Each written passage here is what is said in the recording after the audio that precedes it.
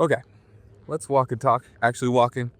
I got roly-poly, Karl here, and we just finished working, and I was thinking about my grass surface. And we just talked about my arena, and this grass surface, we overseed with a winter rye, so that it's green in the winter, and it gives a better surface in the winter when the summer grass, the Bermuda, goes dormant. However, one issue with the rye is that it can be quite slippery. And, I know we're averse to horses slipping, but I think we should talk about how having a slippery surface can be used intelligently towards your and your horse's benefit. So if a surface is too grippy, let's say like a show arena, that can put more rotational load on the horse's, fetlocks, pastern joints, coffin joint, because when the foot comes down, it is resisted from rotating. That's, grippy. Now that grip is important so that we don't slip in the turns. And I know the old saying, a connected horse doesn't slip. That's wrong. Super wrong. There are horses that are more prone to slipping than others based off of how they canter. And the ones that really load and stay on their feet longer are more prone to slipping than the quicker ones that, pat the ground. So some horses are just more prone to slipping. But at home, in the right environment, it can be really helpful to have a slippery surface.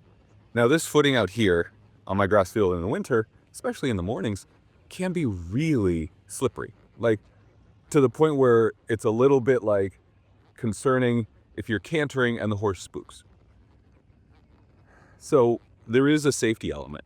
But if we ignore that safety element, if you're turning out here and you're getting a little bit small slips, the horse is going to obviously notice, pay attention, and they'll start amending how they are trotting and cantering.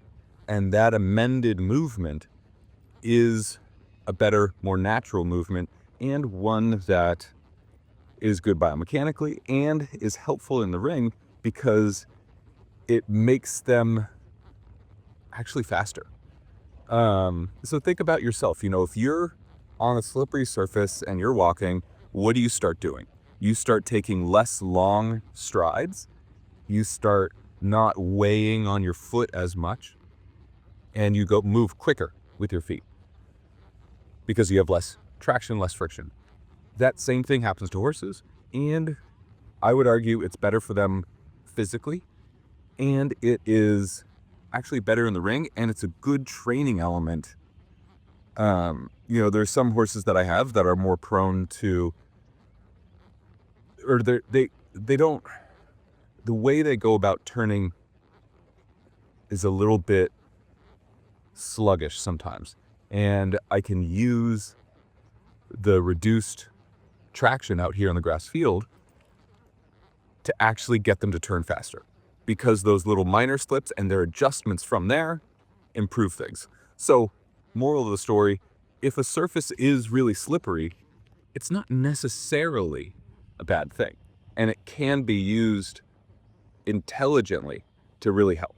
Now, it also can be used unintelligently, as anything can, but used intelligently, having a slippery surface at home can be a good thing.